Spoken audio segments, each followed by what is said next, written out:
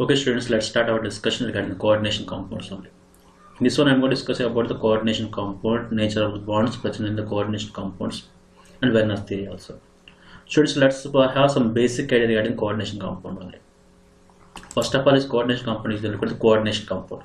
First of all, what is coordination number? Suppose you just consider a central metal atom. This is called central metal atom. The central metal atom is attached with the ligand, so this is called ligand.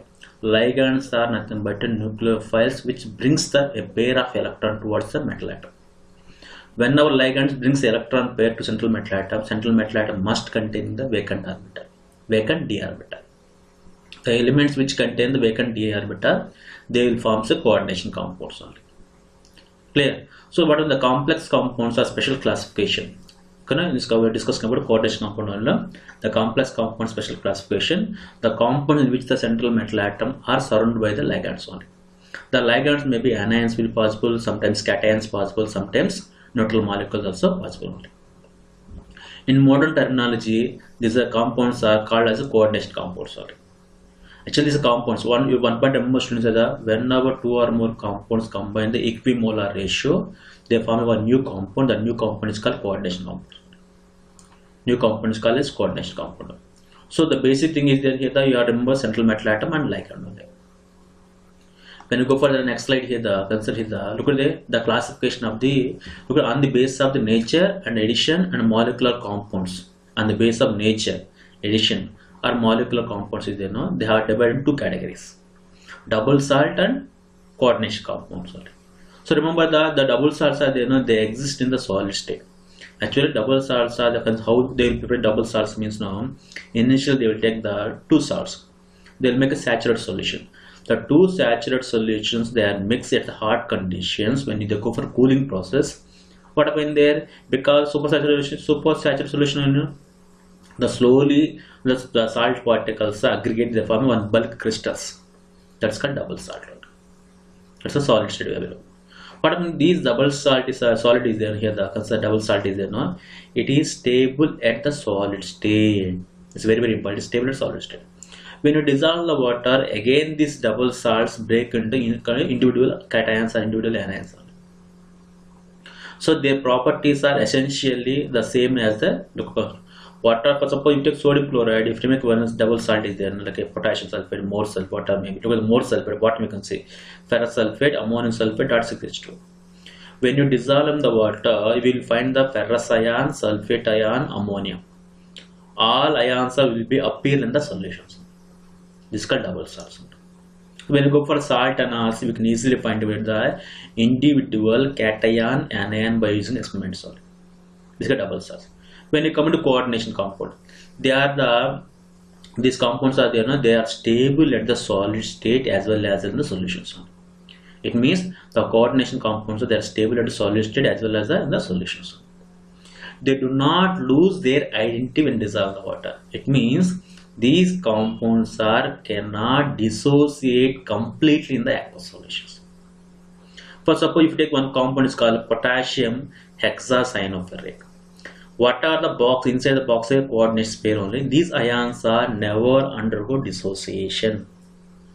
Only the ions which are present outside the box is called counter ions. These counter ions undergo breaking only. The coordination compound, the number of negative ions or molecules surrounding the central metal atom, it's beyond its valence. It's very important point. We can see the coordination number 6 only. Coordination 6. Do you know very well iron oxidation number maximum +3 only. But the coordination number always more than its oxidation number. Oxidation number, coordination number, there is no relations. Next come to the double salts. For example, double salt you can see the potash alum. Potash alum potassium sulfate, aluminum sulfate, .24H2. When you potash alum in dissolve in the water, dissociate into the potassium ion, aluminum ion, sulfate ions. So what happens there? These ions, when you go for analysis, what happens? You will find individual ions are there. When you come to the coordination compound, if you take a potassium ferrocyanide, what happens? Potassium ferrocyanide will dissolve the water. You can find the potassium ions are there under one complex will be. And next slide, next point you can see the complex FeCN6 4- never undergo dissociation into Fe plus and Cl minus. These kind of peculiar behavior we can observe in the coordination compounds. These kind of the peculiar behavior observed in the coordination compounds. And next one is there here, the go for next one is the complex compound is there. Consider a complex compound have the complex ion are called as a complex compound. So one complex will be there. I will explain to everyone. Look, in this complex ion you have to remember the central metal atom and ligands. Central metal atom, present metal atom and ligand. One more point: the central metal atom has the highest charge density must be present. So suppose if any metal element is behave like a coordination central metal ion, it must have the highest density of charge and vacant d orbital. Vacant d orbital. Werner's theory. Actually, what is Werner's theory? The first person who explained the coordination compounds behavior. The first person only is called Werner's theory. Okay, no, Alfred Werner's theory. He explained the formation of coordination compound, behavior of the coordination compounds only by using of the experimental data. By using the experimental data, he just identified the coordination compounds. When you come to next slide, is what is postulates of the Werner's theory. What is said now? Central metal ion is coordinated. Coordination compound exhibits the two types of valency. What is said is first of all, central metal ion is the central metal ion containing of the two types of valency. One is called primary valency, equal to the number of ionizable ions is equal to the oxidation state of the central metal atom. So primary valence also called as ionizable valency. It means when it dissolves the water, number of ions are present on the solution is equal to the charge on the primary valence. Okay, now so suppose just mention is that here the primary valence is satisfied by the negative ions. Generally negative ions satisfy the primary valence only. Cl minus, Br minus, sulfate, whatever the compounds are there, they will satisfy the primary valence. Next one is secondary valency. Secondary valency corresponds to the valence of central metal atom towards neutral molecule. Secondary valency satisfies the neutral molecule as well as negative ion. Secondary valency is not a fixed number. Different metal atom forms different complexes. Sometimes tetrahedral complex form, sometimes octahedral complex form. So what happens there? The secondary valency is not dependent upon the oxidation state of the central metal atom. Secondary valency is called non-ionizable valency. The ligands are directly bound with the central metal atom. You can see the dark line struck, dark lines you can observe. Some dotted lines in the primary valency. Now they mention the dotted lines in the primary valency, thick line in the secondary valency. Secondary valence of any compound decided structure like a tetrahedral structure, octahedral structure, whatever may be, the secondary valence will be decided. Next one is Werner's theory. The postulates of Werner's theory, the coordination theory, were actually based on experimental evidence only. Experimental evidence. Although Werner's theory successfully explained the bonding and features of the coordination compound, but it has some drawbacks. What drawbacks is it does not explain the why only certain elements forms coordination compounds. Do you know one few elements, D block elements form coordination compounds? Why explain? It does not explain the why the bond is coordination compound have the directional nature. Actually, you can see I said octahedral structure, tetrahedral structure is why is directional nature? Directional nature means very well is general covalent compounds have directional nature. Ionic compounds are non-directional nature only.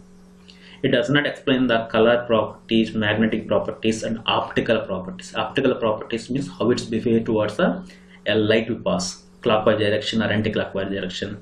If I suppose if you move in the clockwise direction, it's called dextro-rotatory. Anti-clockwise direction is called as a levo-rotatory. Next one is the next one more point is the consider this kind of bonds he explains only. He explains this kind of bonds only. Next one you can see very clearly here you just take one small example, cobalt chloride dot 6NH3.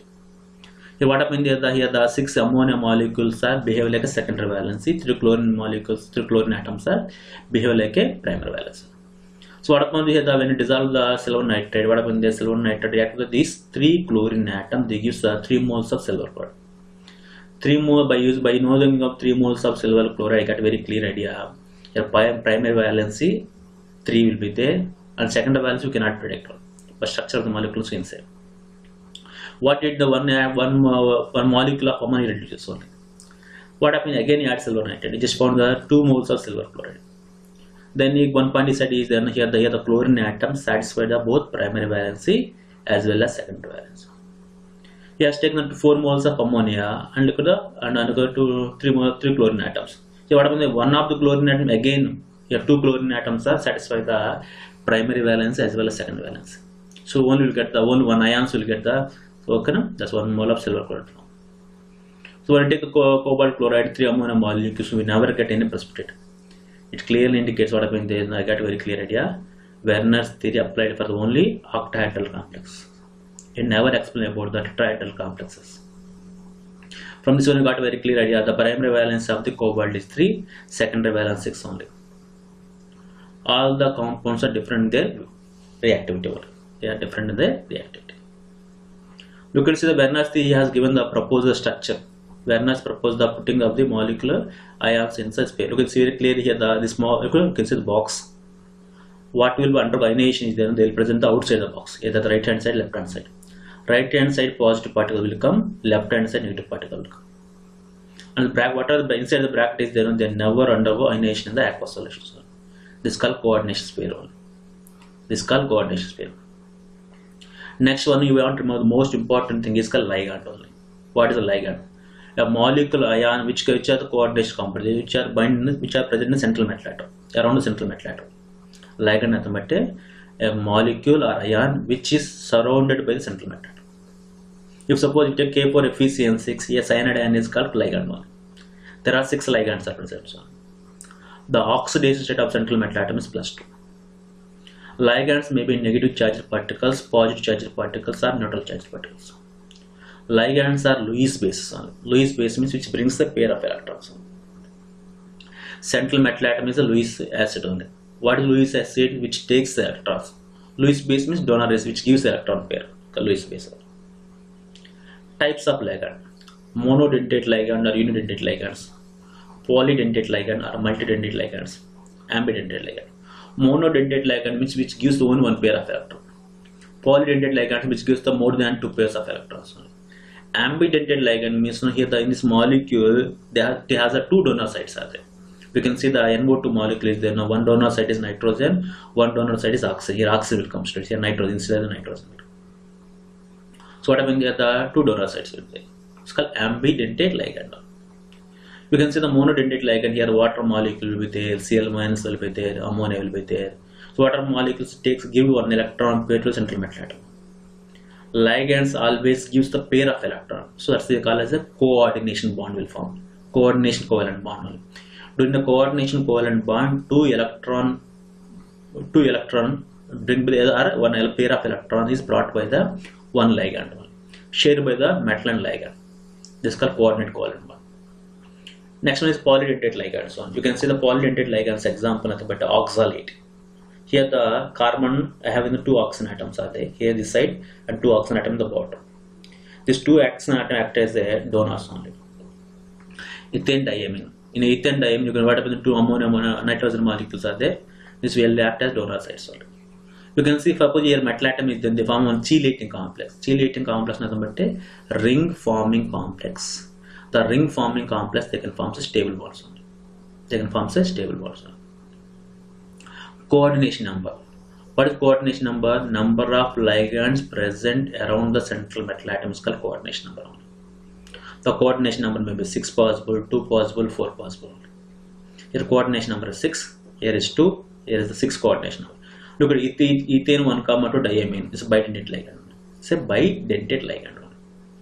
So consider some molecules are linear molecules, some is tetrahedral molecule, some is square planar molecule, some is octahedral molecule, trigonal, bipyramidal, square pyramidal also.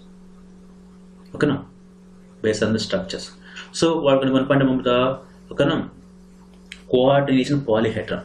Coordination polyhedron explain about the arrangement of the ligands around the central metal atom in the space.